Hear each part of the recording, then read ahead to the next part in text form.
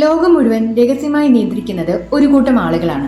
രാഷ്ട്രീയവും സാമ്പത്തിക വ്യവസ്ഥയും മീഡിയയും സിനിമയുമെല്ലാം അവരുടെ വിരൽത്തുമ്പിലാണ്. അവൾ ദിവസേന കേൾക്കുന്ന ഇലുമിനാറ്റി എന്ന രഹസ്യ സംഘടനയെ കുറിച്ചാണ് ഞാൻ പറഞ്ഞു വരുന്നത്. യഥാർത്ഥത്തിൽ ആരാണ് ഇലുമിനാറ്റി? അതൊരു വലിയ യാഥാർത്ഥ്യമാണോ, അതോ ആരുടെയോ തലച്ചോറിൽ വിരിഞ്ഞ വെറുമൊരു സാങ്കല്പിക കഥ മാത്രമാണോ? ഇന്നത്തെ വീഡിയോയിൽ നമ്മൾ പരിശോധിക്കുന്നത് ഈ നിഗൂഢ സത്യങ്ങളെ കുറിച്ചാണ്.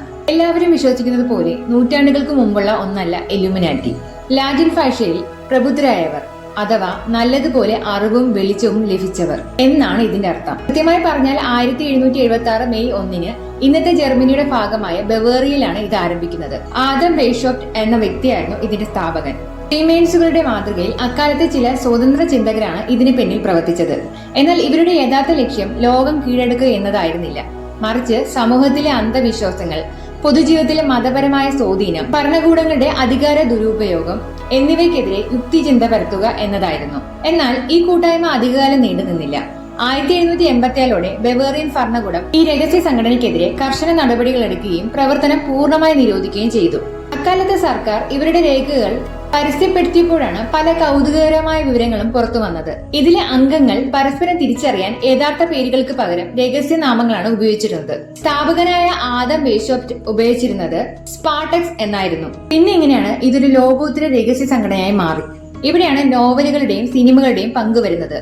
ഡാൻ ബ്രൗണിന്റെ angels and demons, Robert Anton വിൽസന്റെ ഇൻ ദ ഇലുമിനാറ്റി ട്രിലജി തുടങ്ങിയ പുസ്തകങ്ങൾ ഇലുമിനാറ്റിയെ ലോകമെമ്പാടും ചർച്ചയാക്കി. ഇലുമിനാറ്റിയുടെ പ്രധാന അടയാളമായി നമ്മൾ കാണുന്ന കണ്ണുള്ള പിരമിഡ് അഥവാ ഐ ഓഫ് പ്രൊവിഡൻസ് എവിടെ നിന്നാണ് വന്നതെന്ന് അറിയാമോ? യഥാർത്ഥ ചരിത്രത്തിലെ ബവേറി ഇലുമിനാറ്റി ഈ ചിഹ്നം ഉപയോഗിച്ചിട്ടേ ഇല്ല.